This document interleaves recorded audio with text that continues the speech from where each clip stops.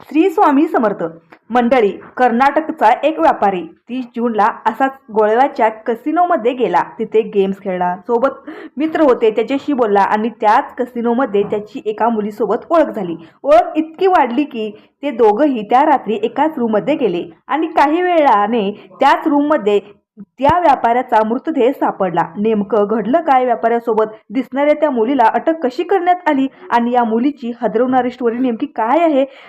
Casino, hotel room ते सोन्याची साखळी, गोव्यातलं हे प्रकरण उलगडून सांगणारी ही स्टोरी शेवटपर्यंत नक्की पहा.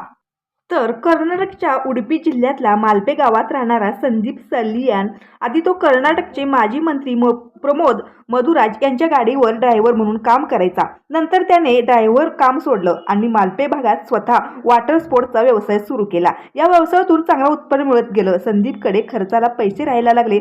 28 जूनला संदीप, त्याचा सक्का भाऊ चेतन सालियान आणि इतर 2 मित्रांसह गोव्याला फिरायला गेला. तिथल्या कलिगुट बीचच्या जवळ एका रिसॉर्टमध्ये त्यांनी रूम बुक केली आणि 2 दिवस फिरल्यानंतर 30 जूनच्या रात्री हे सगळं कलिगुड भागातल्या एका कसिनोमध्ये गेले. कसिनोमध्ये संदीप, चेतन आणि त्याचे 2 मित्र कन्नड भाषेत गप्पा मारत बसलेले.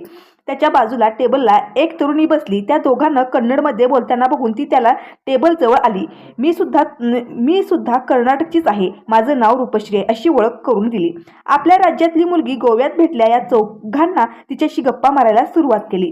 रात्री उशिरापर्यंत 5 जण कसिनोमध्येच थांबले. खतरनाक गोष्ट म्हणजे बाहेर पडताना रूपश्री सुद्धा त्यांच्यासोबतच बाहेर पडली. पण त्या चौघांना भेटल्यापासून तिचं लक्ष संदीप सालियावर होतं. या 5 जणांसोबत रिसॉर्टला गेली आणि थेट संदीपसोबत त्याच्या रूममध्ये शिरली. दरवाजा सुद्धा लावून घेतलं. हे सगळं चेतन आणि त्याच्या 2 मित्रांच्या समोरच घडत होतं. काही वेळ बाहेर थांबून ते आपापल्या रूममध्ये निघून गेले. पण बराच वेळ झाला तरी संदीप बाहेर येत नव्हता. म्हणून चेतन त्याच्या रूमकडे गेला.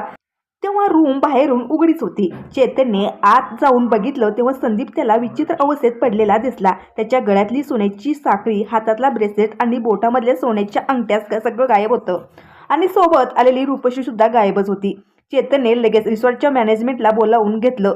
संदीपला जवळच्याच दवाखान्यात नेलं, पण डॉक्टरांनी त्याला उपचाराआधीच मृत घोषित केलं. काही टेस्ट करण्यात आल्या तेव्हा त्याच्या शरीरावर मोठ्या प्रमाणात अंमली पदार्थ असल्याचं लक्षात आलं. अंमली पदार्थाच्या ओव्हरडोसमुळे त्याचा मृत्यू झाल्याचं स्पष्ट झालं आणि साहजिकच ही गोष्ट पोलिसांना कळवण्यात आली.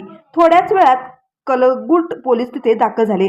चेतनने पोलिसांना कसिनोमध्ये भेटलेल्या तरुणीबद्दल सांगितलं, पण रूपश्री या तिच्या नावाशिवाय दुसरं काही त्यांना माहिती नव्हतं. मग पोलिसांनी अज्ञात व्यक्तीविरोधात संशयास्पद मृत्यू आणि चोरीची तक्रार दाखल केली. रिसॉर्टमधले सीसीटीव्ही फुटेज तपासताना काही वेळा आधी अगदी निवांतपणे संदीपसोबत रूममध्ये गेलेली रूपश्री त्याच्याच रूममधून घाईघाईने बाहेर पडताना दिसली. संदीपच्या खुनाशी तिचा संबंध आहे का याची शंका इथूनच आली लागलीच. कलिगुट पोलिसांनी तिला शोध घेण्यासाठी पथकर रवाना केली. तिच्या चेहऱ्यावरून जुन्या रेकॉर्ड काढण्यात आलं तेव्हा समजलं रूपश्री हे तिचं खरं नाव नव्हतं. खरं नाव होतं अक्षदा एम.के. कलगोट पोलिसांनी तिच्या नावावर असलेल्या सिम कार्डचं लोकेशन ट्रॅक केलं तेव्हा ती बेंगलोरमध्ये असल्याचं कळलं. 3 जुलैला कलिगुट पोलिसांनी बेंगलोर पोलिसांच्या पथकासोबत संयुक्त कारवाई करून अक्षदा एम.के. उर्फ रूपश्रीला बेंगलोरमधल्या एका फ्लॅटमधून अटक केली.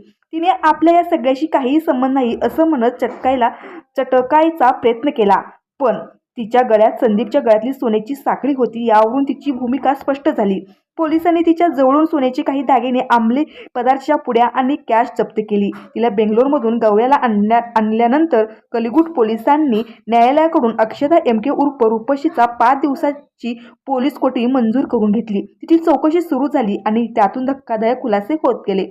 माध्यमामध्ये असलेल्या बातम्यांनुसार अक्षदा एम.के. उर्फ रूपश्री ही मूळची कर्नाटकच्या चिक्कमगळूरची.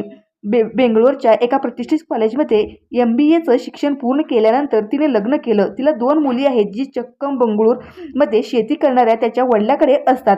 अक्षदा MBA असली तरी तिला जॉब मिळत नव्हता, पण कमी वेळात जास्त पैसा कमवण्याची हाव तिला शान बसू देत नव्हती. मग तिने लोकांना आपल्या सौंदर्याच्या जाळ्यात वडून फसवण्याचा प्रकार सुरू केला. या कामासाठी तिने स्पॉट निवडलेला गोवा. ती वेळोवेळी गोव्याला जायची. दरवेळी वेगवेगळ्या कसिनोमध्ये जाऊन लोकांवर नजर ठेवायची. एखादा श्रीमंत माणूस दिसला की त्याच्याशी जवळीक साधून त्याला हॉटेलवर न्यायची. तिथे दारू किंवा बिअरमध्ये एका विशिष्ट प्रकारची अंमली पदार्थ टाकून पुढच्या व्यक्तीला प्यायला लावायची. त्याला गुंगी आली की त्याच्या अंगावरचे दागिने आणि पैसे घेऊन पळून जायचे. निषेध आपल्यासोबत काय घडलं हे समजायचं नाही आणि बाहेर कुठे सांगितलं तर बदनामी होईल म्हणून कित्येक जण गप्प बसायचे. एप्रिल महिन्यात गुजरातमधून गोव्याला फिरायला आलेल्या तोमेश यादव या व्यापाऱ्याला तिने स्वतःची ओळख ममता अशी करून दिली. गोड बोलून 2.5 लाखांना लुबाडलं. उमेशने लगेच पोलिसांकडे तक्रार केली. तेव्हा अक्षदा एमके उर्फ रूपश्री उर्फ ममताला पोलिसांनी अटक करून काही दिवस तुरुंगात टाकलं. पण जामीनवर सुटल्यानंतर तिने श्रीमंत पुरुषाला लुबाडण्याचा धंदा पुन्हा नव्याने सुरू केला आणि यावेळी तिच्या टार्गेटवर आला संदीप सालियान. अक्षदाला कन्नड आणि इंग्लिश सोडून दुसऱ्या कोणत्याच भाषा येत नाहीत, पण आपल्या सौंदर्याने ती लोकांना मोहित पाडायची. त्या संदीप सालियान हा कर्नाटकचाच निघाल्याने त्याला गोळ्यात घेणं तिच्यासाठी आणखीन सोपं गेलं. त्याच्या हातातल्या आणि गळ्यातल्या सोन्याच्या दागिन्यावर तिचा डोळा होता. गोड बोलून तिने संदीपला त्याच्याच रूममध्ये नेलं. तिथे त्याच्या बिअरमध्ये अंमली पदार्थ मिक्स करून त्याला बिअर पाजली. त्याची शुद्ध हरपल्यावर त्याच्या अंगावरचं सगळं सोनं काढून घेतलं आणि फरार झाली. पण यावेळी तिने दिलेल्या अंमली पदार्थाचा ओव्हरडोस झाला आणि संदीप सालियाचा जागीच मृत्यू झाला. रूपश्रीच्या सौंदर्यावर भाळणं त्याच्या जीवावर बेतलं. अक्षदा एमके उर्फ रूपश्री उर्फ ममता सध्या कलिकुट पोलिसांच्या ताब्यात आहे. 2 दिवसात झालेल्या चौकशीत त्याने गुजरातचा व्यापारी तोमेशची आर्थिक फसवणूक केल्याचं आणि संदीप सालियाची हत्या केल्याचं कबूल केलं. पण तिच्याकडून अजून बऱ्याच जणांना लुबाडण्यात आल्याचा संशय पोलिसांना आहे. त्यामुळे आता तिच्या ट्रॅपमध्ये अडकलेले किती पुरुषाचं नाव समोर येतात आणि कसिनो गल्लीने आणखी कोणाला संपवलंय, लाल गुलाबी लाईट्समधलं हे सत्य उलगडण्याचं खरं आव्हान पोलिसांसमोर असणार आहे. त्यामुळे गोव्यात कसिनोला जाताय, आपल्या भाषेत बोलणारी मुलगी दिसली, हॉटेलला येते म्हणाली तर जरा जपून. हा क्षण छान नाही तर जीवघेणा ट्रॅप असू शकतो. त्यामुळे आपला पाय नेहमी भक्कम ठेवा, कारण आपल्या एका क्षणिक मोहासाठी पाय घसरून असं तोंडावर आपटून आपला शेवटचा क्षण हा कायम जगाचा निरोप घेण्यासाठी कारणीभूत ठरणार आहे.